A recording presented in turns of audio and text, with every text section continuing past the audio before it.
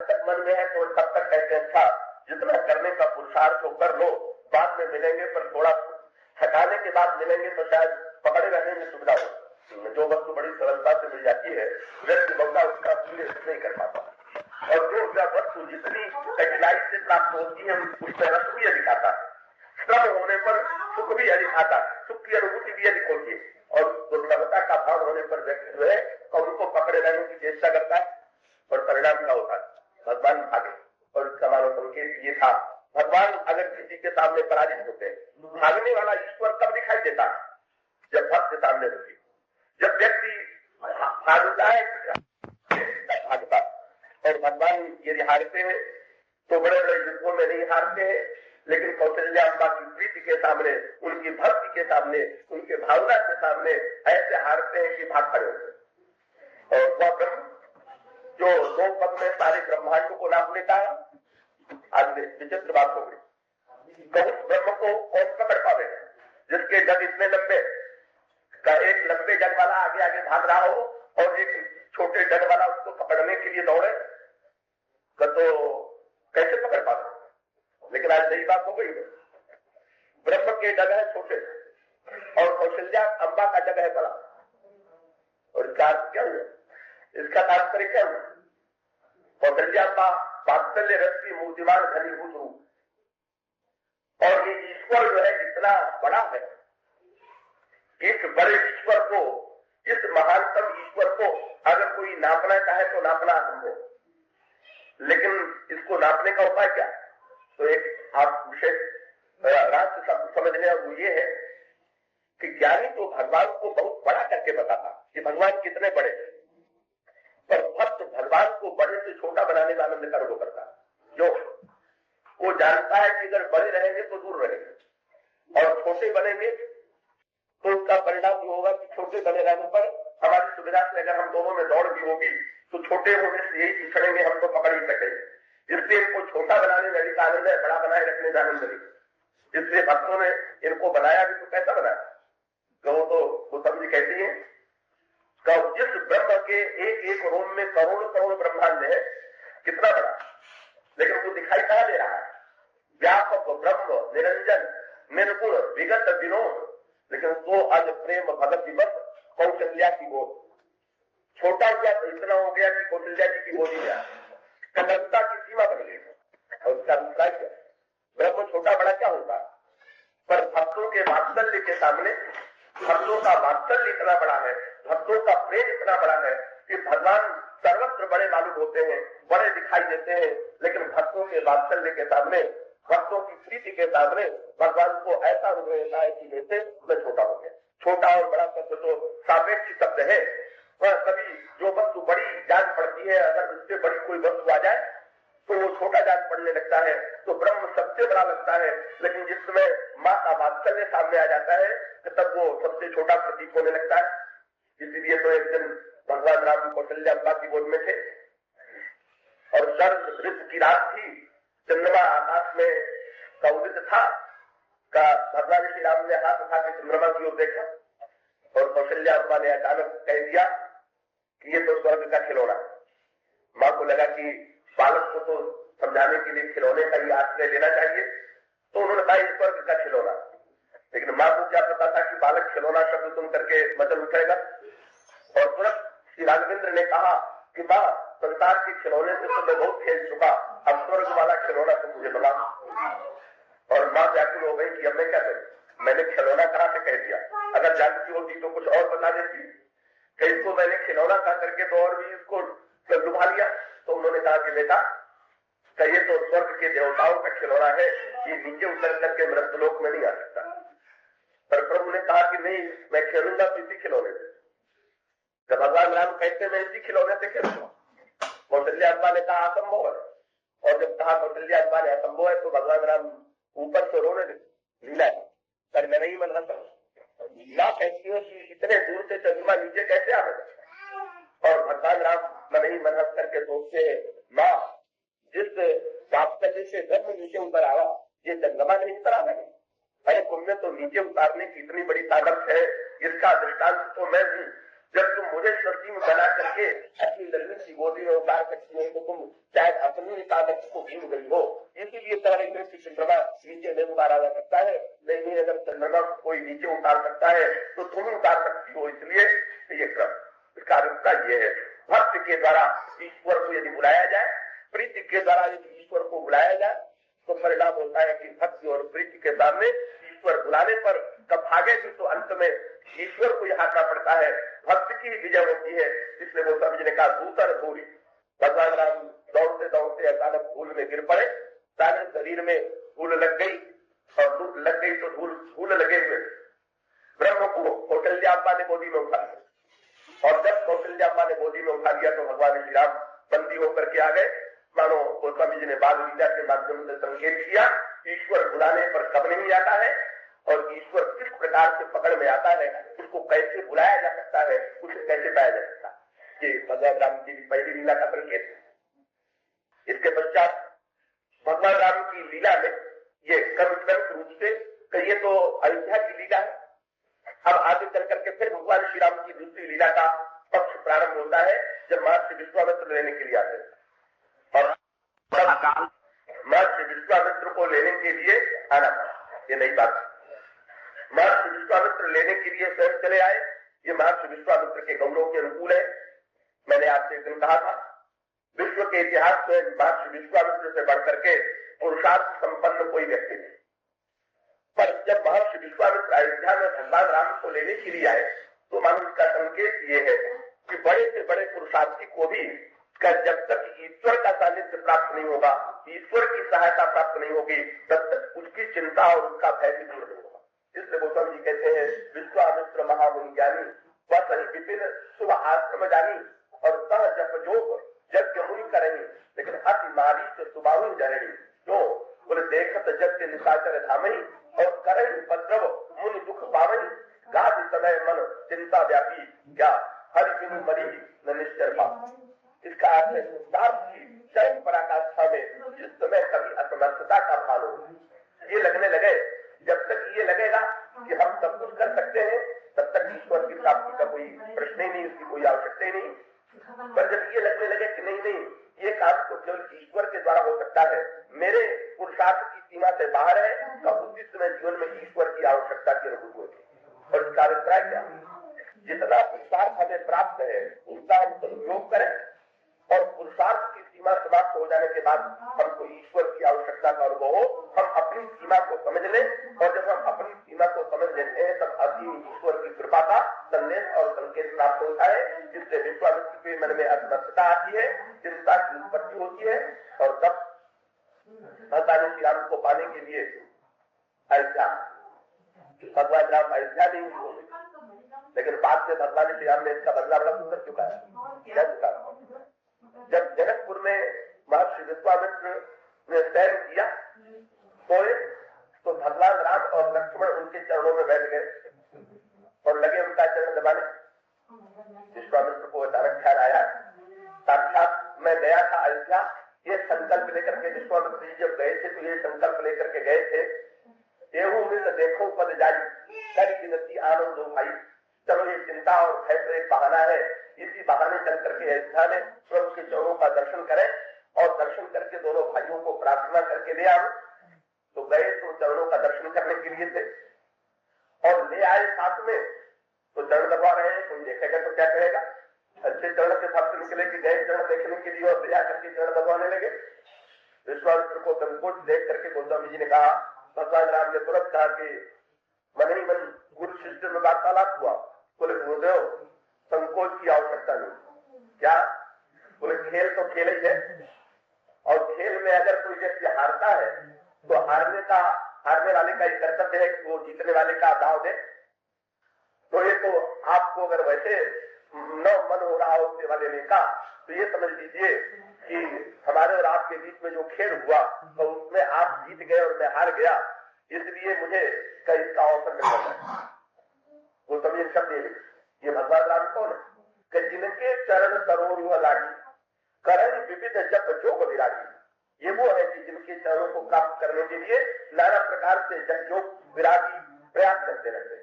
लेकिन तेज हो दोनों के दोनों दे दो बंधु प्रेम जन जीते, गुरु पद पदुम पलोटत प्रीते। कौवे दोनों भाई मानो प्रेम के द्वारा जीत लिए गए और गुरु विश्वामित्र के चरण बड़े प्रेम से दबा रहे। भगवान राम ने विश्वामित्र ने पूछा, ये खेल कौन सा हुआ कि जिसमें तुम हार गए और मैं जीत गया? भगवान राम ने तुरंत कहा कि गुरुदेव, मैंने बड़ी घोषणा कर दिया था आकाशवाणी करके कि जन जन को सुरेखा तुम्हें लाग करियो नरवेशा, मुनियों देवताओं आप लोग मत चलिए, हम तुम्हारे लिए अवतार देकर के तुम्हारा डर दूर करेंगे। पर प्रभु ने गुरुदेव के चरणों में विनत होकर के कहा, गुरुदेव वचन तो मैंने दे दिया, पर अयोध्या के भक्तों और रसिकों ने इतना आनंद दिया कि मैं उस सुख और आनंद रस में डूब गया। तो जब आपके मन में भय और चिंता आई तो मैं तो यही व्रत लेकर के आया था कि मैं मुनियों के भय और मुनियों की चिंता को दूर करूंगा। तो मेरा कर्तव्य था कि मैं आपके आश्रम में चल करके आता, लेकिन मैं आपके पास नहीं पहुंच पाया और आप ही मेरे पास चल करके आ गए। आपने अपने चरणों को कितना कष्ट दिया, इससे जरा दबा करके उसका कष्ट तो दूर कर दे। सेवक के द्वारा कम से कम जिन चरणों ने मुझे पाने के लिए इतना श्रम किया है, इतना प्रयास किया है, तो उन चरणों की सेवा के द्वारा हम बदला तो चुका सके। और उसका अभिप्राय क्या, वही गीता में जो बात चाहिए था, बजाते हम दोनों पर इस्तेमाल क्या। अरे भगवान की ओर अगर चलना पड़े तो विश्वास रखिए, साधना का जितना श्रम है, चलने का जितना श्रम है, विश्वास जी को चलना पड़ा, मानो उनमें पुरुषार्थ था तो चले। भगवान का तात्पर्य था कि नारद अंतर है, सुतीक्षण जी चलते चलते नहीं चले और विश्वामित्र जी चल करके पहुंचे। भगवान के पास दोनों तरह से जाया करता है, बिना चले भी और चल करके। और इसका अर्थ चलने की शक्ति है तो चलिए, और अगर चलने की शक्ति नहीं रह गई है तो बैठ जाइए। सुतीक्षण जी रास्ते में बैठ गए, मुनि मदमाज अचल हुई वैसा, और वो बैठ गए तो वहीं पर भगवान चल करके आ गए। और समर्थ महान महापुरुष विश्वामित्र चल करके गए तो भगवान राम अयोध्या में चलने के पश्चात प्राप्त हुए। लेकिन इसमें कोई संदेह नहीं, चाहे जैसे मिले, चाहे आकर के मिले, चाहे उनके पास जाकर के इसको प्राप्त करें, लेकिन भगवान इतने उदार हैं कि वे अपने लिए किए जाने वाले श्रम का अपनयन करने के लिए बड़ी छोटी से छोटी सेवा, कोई ऐसी सेवा नहीं है कि जो भगवान भक्तों की न करते हो। ये उनके औदार्य की पराकाष्ठा है। इस दृष्टि से ये विश्वामित्र का भगवान राम के यहाँ लेने के लिए जाना और ले करके लौटना, और लौटने में जब चलने लगे तब गौतम जी ने एक बात देखी, अब चल तो रहे पर हर जगह चलने में कोई न कोई अंतर है। ऐसा में तो आपने भागने की झांकी देखी, अब विश्वामित्र के साथ चले तो गौतम जी ने क्या कर दिया, महाराज के दशरथ में श्री राम और लक्ष्मण को बुलाया और बुला करके महर्षि विश्वामित्र के हाथों में दे दिया और देने के साथ साथ कह दिया, तुम मुनि पिता आनने को, महाराज आज से इनके पिता आप हैं, मैं और आपको छोड़ करके अभी दोनों बालकों का कोई पिता नहीं है। महर्षि विश्वामित्र बड़े प्रेम से दोनों का हाथ पकड़ करके जो ही चले। गौतम जी ने कहा चले चले ही नहीं, चलने के साथ एक कदम जोड़ दिया, क्या पुरुष सिंह दो वीर हर्ष चले, भगवान श्री राम चले ही नहीं, हर्षित होकर के चले। क्यों हर्षित होकर के चले? अभी तक केवल चलते हुए दिखाई दे रहे थे, भागते हुए दिखाई दे रहे थे, पर इस चलने में हर्ष क्यों? गौतम जी ने अपने रास्ते में उत्तर दिया, क्या मुनि भय हर्ष।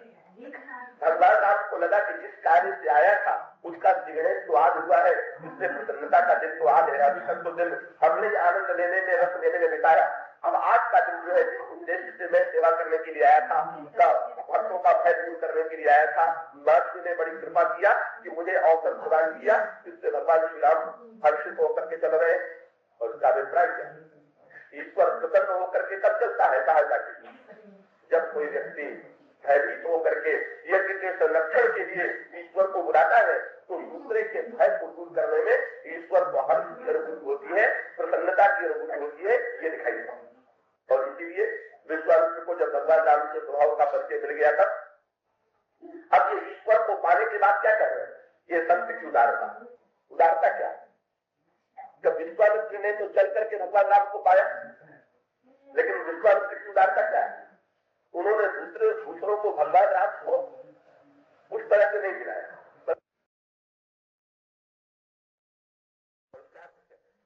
कि विश्वामित्र जी जैसे विश्वामित्र लेने के लिए गए थे अयोध्या तक, तो उसी प्रकार से महाराज को भी अगर महाराज जनक को भी अगर भगवान राम को पाना है तो कम से कम विश्वामित्र के आश्रम तक तो आवे, चल करके आवे।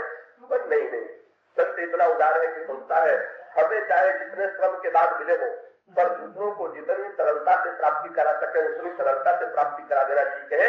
ये संत का स्वभाव, इसलिए संत की उदारता, संत की सरलता ये पराकाष्ठा में। इसलिए आप देखेंगे हनुमान जी भगवान राम को पाने के लिए जब गए तो स्वयं पर्वत से उतर करके आए और चल करके गए, लेकिन सुग्रीव को नहीं चलाया। अब तो भगवान को ही सुग्रीव के पास पहुंचा दिया, वहां पर भी वही संकेत। तब तो स्वयं चल करके आए, पर जब भगवान से मिलाने का अवसर आया तो दूसरे को चलने का कष्ट नहीं किया, अब तो भगवान को ले गए। और हनुमान जी महाराज को ऐसे मिलाने वाले हैं कि इसकी क्या बात कही जाए। चाहे इस संसार में ऐसा कोई मिलाने वाला हो क्या? कम से कम कोई व्यक्ति जग तो रहा हो, बैठा हुआ तो, पर हनुमान जी ने तो एक व्यक्ति को कोई सोए मिला दिया, एक पग चला नहीं और सोया रहा, और सोया भी था।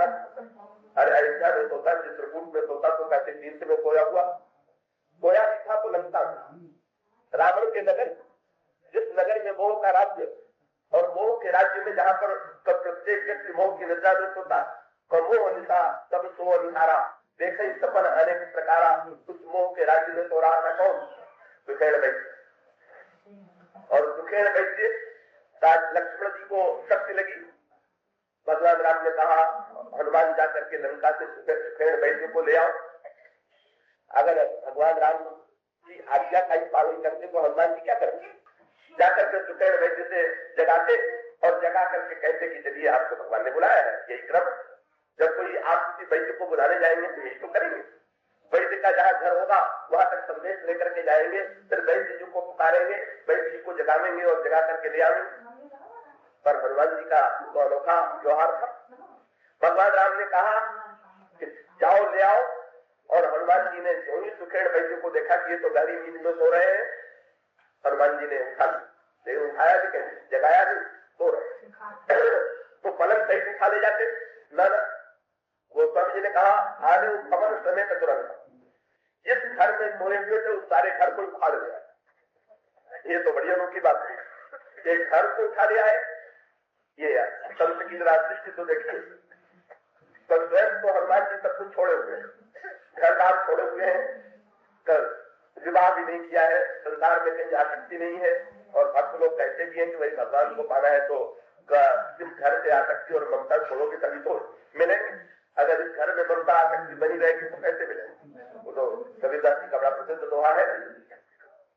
जा रहे थे कबीरदास जी तो हाथ में मशाल लिए हुए थे, लोगों ने कहा महाराज आपके साथ हम भी चलेंगे, चलिए। किसी ने पूछ दिया कि महाराज आपके हाथ में मसाल काय के लिए, क्या जहाँ चलना है और रास्ते में बड़ा अंधेरा है क्या आपने मसाल जला दिया? उन्होंने कहा कि नहीं, ये मसाल उस रास्ते की नहीं है, आप लोगों के लिए। क्यों? बोले कबीरा खड़ा बाजार में लिए लुकाठी हाथ, जो घर सुन गए अपना चले हमारे साथ। पहले आप लोग भी थोड़ा सा मसाल में अपनी मसाल जला लीजिए, चाहे किसी मसाल को ले जाइए और ले जाकर के अपना घर जला दीजिए, फिर मेरे साथ चलिए। और इसका अभिप्राय क्या? ये ज्ञान की प्रज्वलित आदमी है और उसमें ममता आसक्ति को मिटा दीजिएगा, घर का परित्याग कीजिएगा तब न चलिएगा। ममता आसक्ति को लेकर के चलिएगा, ज्ञानाग्नि से कहीं को जलाइएगा नहीं तो चल नहीं पाइएगा। चलिएगा तो रास्ते से लौटने का मन हो जाएगा कि पता नहीं कितना चलना पड़े, चलो भाई घर ही लौट चले, कहाँ तक जाइए। इसलिए रामचरित मानस में भी दिखाई देता है। अयोध्यावासी कहते हैं जरऊ तो संपत्ति सदन सुख भाई और सन्मुख हो तो जो राम पद कोई न साज नहा। वो संपत्ति जल जाए, वो घर जल जाए, तो जो भगवान के सन्मुख होने में बाधक है वो भी सब कुछ छोड़ करके भगवान के पास जाना चाहते हैं। भरत जी का तो कहने क्या है, उनके तो घर में कोई आसक्ति नहीं है, अपना घर ही नहीं मानते, संपत्ति सब रघुपति के आई। तो सुग्रीव ने पाया भला चलना नहीं पड़ा तो कम से कम बाली ने घर छोड़ छीन तो लिए था, घर तो छूटे हुआ था। कबीर जी ने भगवान को पाया तो भी तो लंका वाला घर छोड़ करके गए, पर अनोखे निकले ये सुखेड़ वैद्य, न जगे न घर छोड़ा और बिना जगे और बिना घर छोड़े भगवान के पास पहुंच गए। क्यों? संत ने क्या सोचा? हनुमान जी ने क्या सोचा? हनुमान जी ने सोचा जो भगवान को पाना चाहे उसको घर छोड़ के जाना पड़ता, पर भगवान ही जिसे पाना चाहे उसको घर छोड़ने की आवश्यकता नहीं है, उसको तो घर सहित भगवान के पास पहुंचा ही देना चाहिए। और इस तरह से हम देखते हैं कि भगवान की उपलब्धि जो है संत के माध्यम से सरलता से हो जाती है, सरलता की पराकाष्ठा से। और संत विश्वामित्र ने भी यही किया। हम लोगों का तो नियम है कि जो वस्तु हमको जितनी कठिनाई से मिलेगी दूसरे को देते समय उतनी कठिनाई से उसको देना चाहेंगे। वाह, हमने इतनी कठिनाई से पाया, अब आपको हम इतनी सरलता दे दें। पर नहीं, विश्वामित्र जी ने स्वयं यात्रा करके पाया, लेकिन इसके पश्चात जनक से निमंत्रण आया